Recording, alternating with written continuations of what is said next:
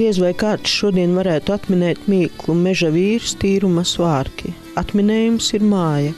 Tas ir no meža kokiem būvēta māja, kurai salmu jumts.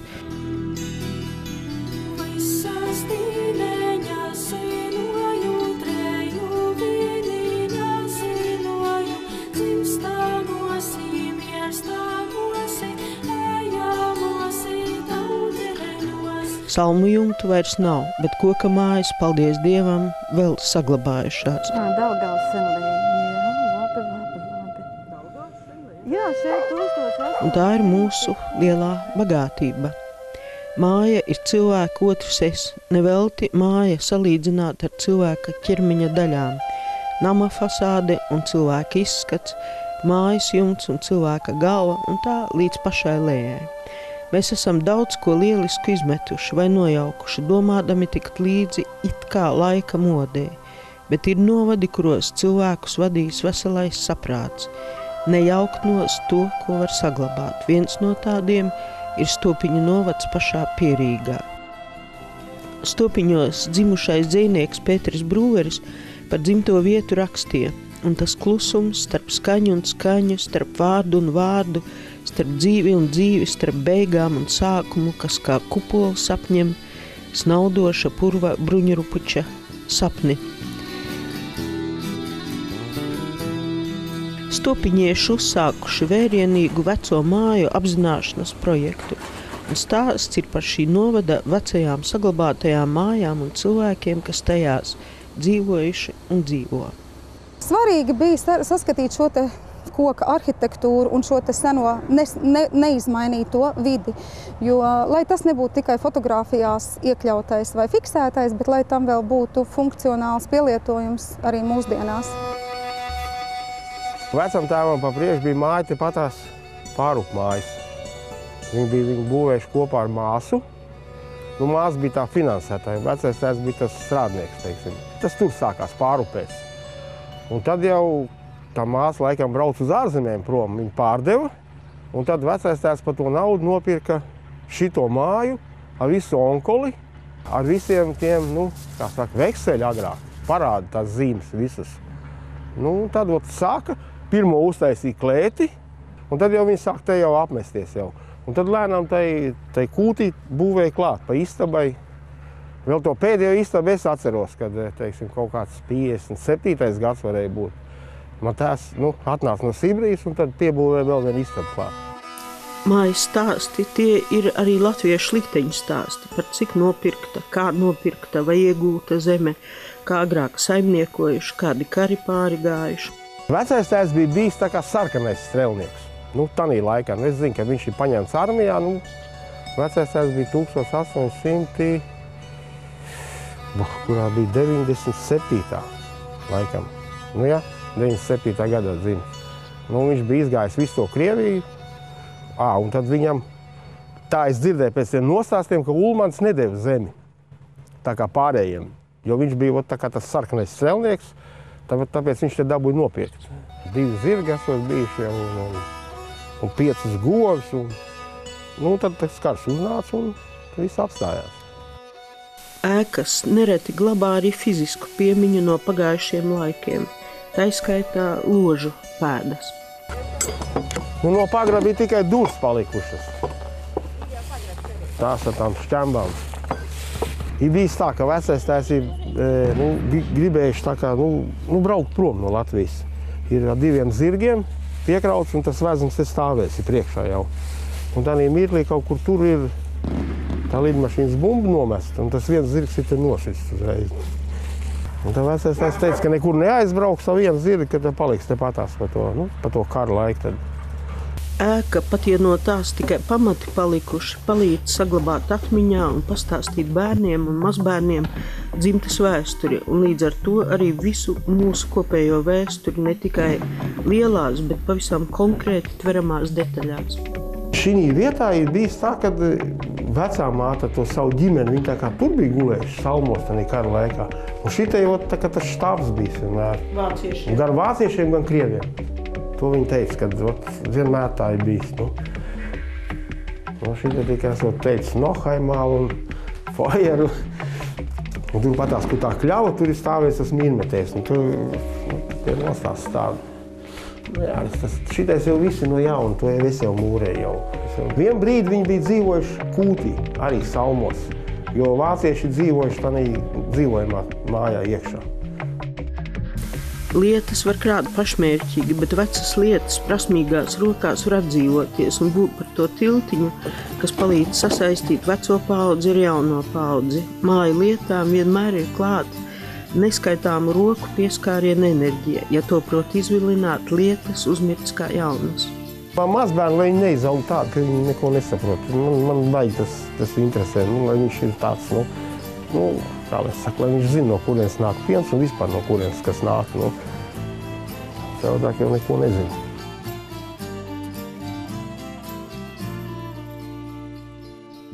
16. gadsimtā te bija muižas slaveniem baltvāciešiem – Ulenbrokam, Dreilingam, Stopijam. Savukārt Brasliņu mājas pagājušā gadsimtā bija iemīļojuši latviešu mākslinieki. Mana mamma bija tāda mākslinieciska dvēsele. Viņa ļoti jauki dziedāja un spēlēja klavieres. Visi citīgi klausījās. Mākslinieki brauca pie mums ciemos izklaidēties un rīkoja saviesīgus vakarus. Māju apmeklēja Leo Kokle, Harijs Veldre, Aleksandrs Staropins un daudzi citi. Vēl šajās mājās ļoti daudz gleznoja Vinters un Vīndedzis. Jānis Pauļuks bija ļoti skopis. Viņš mammai neuzdāvināja nevienu gleznu. Viņš bija tāds gaisīgs cilvēks, mati pa gaisu, tādām zilbinošām acīm un uz jaunām mečām skatījās. Un šeit spēlēja indiāņus. Bija laikam drusciņi grādi, vesels bars pakaļ viņam skrēja. Mākslinieciskā bohēma nav tikai Rīgas raksturība. Viss atkarīgs no saimnieka. Ir ieinteresētība, ir bohēmas gars. Nav ieinteresētības, nav ne bohēmas, ne arī kā cita. Šie dzīves stāsti, piemēram, Brasliņās, kur bijis tāda mākslinieka radošā kompānija, kā pieņems tagad teikt, radošā darbnīca, tepat Pierīgā, ja? Un varbūt dažam labam tā būs atklāsme par Pauļuku, par Leo Kokli.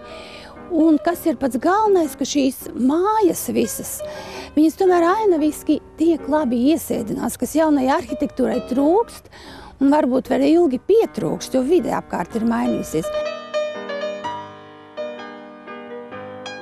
Agrāk latvieši ne tikai mājas prata celt paši savām rokām, bet arī apģērbus šūdināt. Māja, cilvēks, apģērbs ir tāda trīsvienība, ar kuru ne tikai lielas, bet arī skaistas lietas var panākt. Tā kā mamma dziedāja, tad viņai vajadzēja tērpus. Un tie tērpi, arī mammas paši darināti šūti. Un tautas tērpus viņas māsu darināja, abas divas. Vārdu sakot, šūti tērpi tie ir.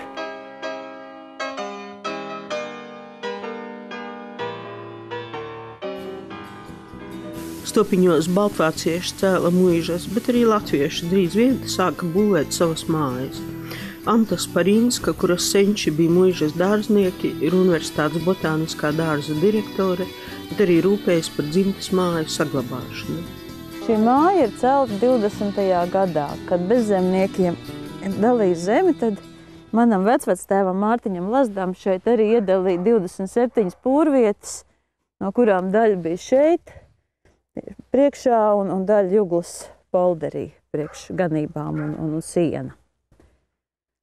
Muižas ļaudīm pieklājās saviem bērniem likt vāciskus vārdus. Tas gan daudz nekaitē. Bērni izauga pēc tam par kārtīgiem latviešiem un savas kultūras kopējiem. Mans vecais tēvs ir Ēriks Lazda, Mārtiņa dēls, un viņam bija Ernests un brālis, Dviņu brālis un māsas Ērna un Elvīra. Kā jau baronam tuvu stāvoši kalpu ļaudis, jā, dārznieki un Eriham, manam vecam tēvam barons arī pa krusttēvu ir bijis, tāpēc jau arī tie vārdi diezgan vāciski nāk. Lai kur cietā Kaluma vīrus karš aiznesa, viņi neapjuka. Praktisko darbu zināšanā un prasmes viņus noturēja virs ūdens. Vajag uzcels māju, vajag kops dārzu, vajag izturējis un izdarījis. Vienalga rietumos vai austrumos, Vācijā vai Sibīrijā. Šajā bildē ir redzams mans vecais tēvs Ērihs Lazda. Viņš brauca reizi nedēļā pie saviem vecajiem uz šejieni. Un 44. vācieši atkāpjoties viņu pie deglavielas pārbrauktuves saņēma cietu uz kuģi, uzsēdināja un aizdzina uz Vāciju. Bet, tur jau nomets un tā, bet viņš galu galā tika atkal vienā bērnu namā pilī, vecā muižas pilī pie Hanoveras par dārznieku, kurpnieku, galdnieku, par tādu saimniecības vīru, un tad viņš atbrauca ar pirmais vilciens, kas nāca uz Latviju. Viņš patapās tajā tikt, un tos arī atstāja šeit pat Latvijā, un toties lika teikt, cik te ir labi un skaisti, lai citi visi arī brauc mājās, un otrais vilciens aizgāja pēc no Sibīriju. Māju lietām mēdz būt savi stāsti, kas var interesēt ne tikai ģimeni, bet arī daudz plašāk. Tāds ir arī stāsts par prezidenta Jāņa Čakstes skapi. Stāsts ir tāds, no mutes mutē dzimtā stāstīts, ka 40. gadā, kad ienāca krievi no Rīgas pils, kur jau tāpat droši vien kā savulaik Ziemaspilī nes ārā visu, kas nebija un kas bija piesiets šo Čakstes bufeti, mana vecā tēva māsas vīrs esot iznesis vai izvedis. Viņš tur arī kaut ko strādāja, lai paglābtu, lai krievi nesacirstu gabalos, viņš ir atvedis. Un tā viņš šai mājā. Tā kā šai mājā bija vairāk vietas, tika atvest uz šejienu, un te viņi ir stāvēja mums virtuvē visu laiku. Sievietes, kas ielaidās, ar kuru katru agrāk mēdz saukt par palaistuvēm. Okupācijas laikos daudzas kārtīgas, sakoptas mājas pret to īpašnieku gribu tika padarītas par palaistuvēm un ielaistuvēm. Tika nolietotas līdz kliņķim, izsaimniekotas dažkārt līdz pēdējai nagliņai. Mums ir mājas grāmatā līdz 70. gadam. Ir kaut kādi 57 ieraksti, kur dažādi cilvēki, dažādu tautību izcēlesmi, jā. No dažādām vietām nākuši, visu var sakot, kas gāja garām un teicāt, vai jums nav kāda brīva vietiņa, tiem atrad brīvu vietiņu.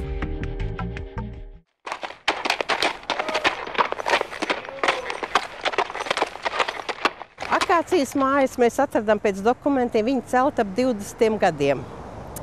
Vai ne? No 16. līdz 20. gadam ir celta koka piebūvīta ar 5 istabām, bet es nevaru pateikt tagad, kur tieši tā ir, vai ne?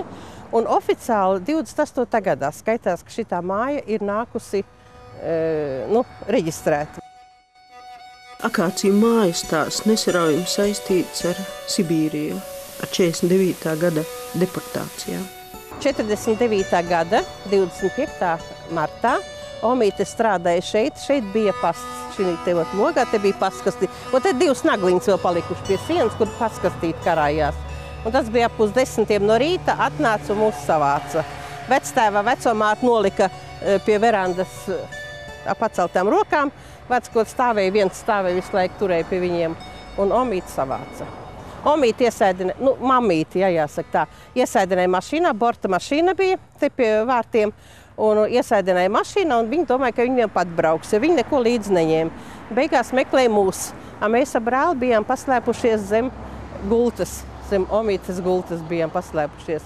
Un meklēja nevarēja atrast, beidzot sāka šķaudīt, mūs atrada, iemeta mašīnā un ielika drēbes, kas bija vajadzīgs, kas nevajadzīgs, vienkārši 2 maisos un sakrāmēja tur mūs un aizveda. Mājas mēs īsti novērtējam un iemīlam tikai tad, kad tās nākas zaudēt. Sapņi par mājām ir sapņi par dzimteni.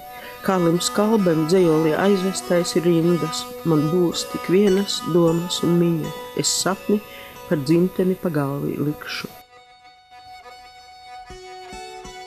mums pat nav bijusi doma tāda, ka mēs tur varētu palikt, vai ne? Ir bijis viens otrs, kam bija visa ģimene, kas bija visur sacēluši mājiņas, varbūt jā, bet mums par to vispār nebija pat jomi, tikai runāja par dzimteni. Mums bija, kur atgriezties, tā kā šeit dzīvoja vectēvs ar vecumammu. Vecamamma mira 53. gadā, vai ne, bet vectēvs bija mūsu mājiņa. Viņa nav daudz, bet viņai ļoti daudz istabas ir, un katrā istabiņā bija salaisti īrnieki. Saglabājies dokuments, kurā fiksēt to cilvēku uzvārdi, kas 49. gadā ieguva no Stopiņa novada izsūtīto iedzīvi, ievācās iztukšotajās mājās. Saka, ka manuskripti nedeg, bet nedeg arī dokumenti. Agrāk vai vēlāk tie izliet. Nepatīkami svešas mantas piesavinātāji bērniem un mazbērniem, bet izlien kā īlens un kā tilam puces spieģelim klāsa pelni kvēlos sirds.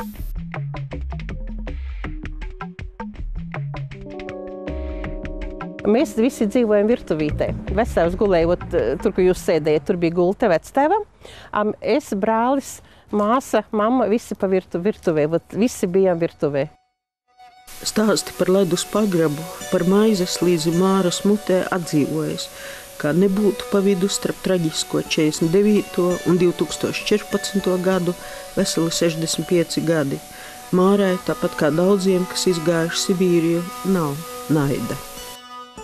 Te divi tādi pagrabi ir, abi divi ir. Wow.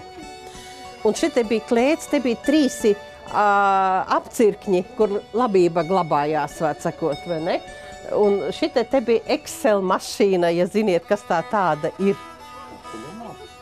Nē, kur sienu dabūjam, sienu sīkāk, cūkām un teļiem taisīt ēdamos, tā griezt tāda Excel mašīna, tāda bija, vecakot.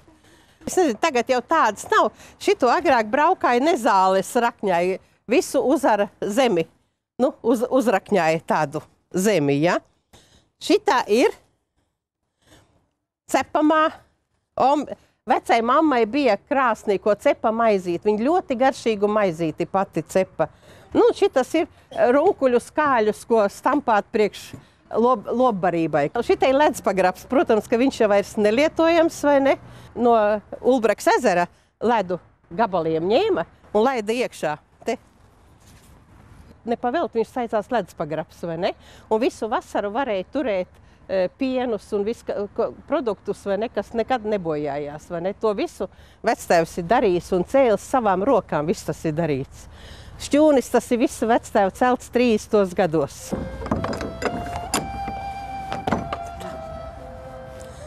Šeit tā ir viens sēta, un šeit ir tas latviskums, kur nāk līdz kūtiņa, kur nāk leitiņa, kur ir leduspagrabs un kur ir šī māja. Un šis laikmets paņēmis kaut ko līdz, tas ir neglābjami, nāk cita paudze un mājas tiek pārveidotas. Un varbūt tāpēc mēs nolēmām, kas vēl ir glābjams, kas vēl ir aprakstāms. Jo to, ko pasaka cilvēks, to nevaram mēs tā uz papīra uzrakstīt. Stopiņos dzimtās mājas ir tēlniekam Uldim Sterģim, cita vidū Latviju rakstu skulptūra autoram Ulbrakas Līgo parkā. Viņa dzimtajām mājām ir jauks nosaukums Lielkājas, un cik labi, ka nav viegliprātīgi pārdēvēts par laimes ligzdu gaismiņām vai dišsaulēm. Man šūpuls ir kārts šajās mājās, un mājas sauc par Lielkājām. Šī māja, koka māja, ar tām lielajām istabām, lielajiem logiem un saules gaismu par riņķi, ir izaudzinājis to manu domāšanu. Es viņas esmu tā papētījis un skatījies, kā viņas tur uzbūvētas un vēl. Tad var redzēt, kad tātad zāģētas ir. Ārpus var redzēt, precīzi salaistas ir, bet augšā bēniņos ir viss tests. Visas pāres un viss tas pilnīgi, un pat iekšējā sienas var redzēt, ka tests ir cirīti. Tad vēl atceros, ka bija lubiņu jumts, un bija tāda sajūta, kad tāda, lepna māja. Un arī Toreiz, kad es atceros, izgāju ārā, pāri pagalmam, milzīgi liela kūts, celta ar vispirms dziļā kūts, granita pamats apmēram tik augsts, pēc tam baļķi nāk. Tā kā kūts vienā galā vairākus govs varēja turēt, bet otrā galā atsevišķi zirgi, jo zirgus ar govīm nedrīkstēja kopā, dažādas temperatūras nedrīkstēja turēt. Šajā saimniecībā Umelaika tika milzīgās mucās skābēti gurķi un kāposti. Un tās mucas bija burtiski, tagad, teiksim, manā augumā. Man vēl tagad ir saglabājušas no tām mucām, pat nolikti te 2 lielie metāla riņķi, kas tika apstiepti apkārt. Un tad ņēma ar tādām speciālām dakšām, meta tai mucā iekšā, pie mucas bija pieliktas trepes, un tad 2 vīri vai sievas gumija zāmakos un te gāja pa riņķi. Un ik pēc laika uzbēra sālu un ķimenes vēl. Un te vajadzēja pamatīgi mīcīt, kamēr zupa uznāca augšā. Latvieši spējuši izdzīvot arī tāpēc, ka apvienojuši sevī praktisko izmanību ar ticību svētajām, vai nu liepas un ozoli izskatā mājas pagalmā, vai krupim, zalktim, kurā iemiesots mājas auglības gars, ar cieņu un godbību pret zirgiem un goviem, kas tika uzskatīti par daļu no mājas patības. Viens no zalkšiem kaut kā bija atlīdz mājas priekšā. Un tad viens no maniem onkuļiem teica, es jums parādīšu vienu paņēmienu. Viņš paņem tādu kociņu, pielika viņam tam zalkstiem pie galvas un tā guli mierīgi. Zalksts aritinājās un palika guļot. Es domāju, ka tā bija kaut kāda īpaša svētība. Piemēram, viens no zalktiem te mājas galā dzīvoja, un tā viņš nāca te ārā sildīties līdz pa caurumu. Tas jau tā bija tā pierasts, ka tam tā jābūt ir. Es atceros, kad es biju mazs, vecāki izlauca govi, un tas speciāli kamēr vēl nav atzis. Tas piens speciāli nesa man dzerta. Jā, jo kamēr viņš saglabā tās savas ārģiskās īpašības, tā vajadzēja izdzerta. Tā man pieradināja man. Un tad vēl es gāju pie lūgas skatīties, kā saulīti aust. Un pēc tam atkal gāju gulēt. Un man tā, skatīties, kā saula aust, man tas ir tāds kā, tāds kaut kas īpašs. Un es atceros arī vēl, faktiski te arī tētiem mājās sēdēju pie grāmatām un atradu to vienu grāmatu, to lielo austruskoku, ugurmuižus, to lielo, to skaisto, ārkārtīgo. Un tam man bija sapnis, kad būšu vecs. Es laikam šajā vecumā tas varētu būt. Tādā milzīgā akmenī. Tas ir toreiz, kad 3 gadus, varbūt vairāk sapņoju. Izkāpt tādu lielu austruskoku un to austruskoku nolikšu tur dārza galā. Tā pa logiem varētu redzēt. Tā pret māju.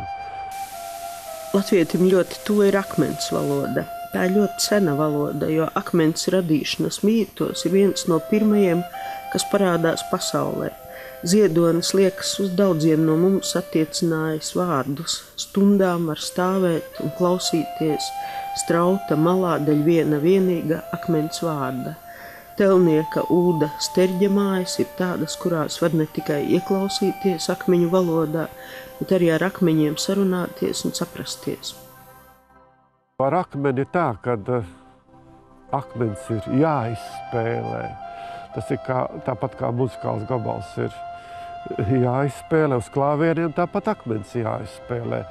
Un ja tajā akmenī kāds latju raksts ir vai kaut kas cits vai figūra vienalga kas, tas ir jāizspēlē. Tur jābūt ārkārtīgi labai kompozīcijai. Un no tā akmens, no tā raksta jāizspiež maksimālais. Un ja vēl tas raksts vēl, viss tas darbojās uz tā cilvēku, tad ir labi.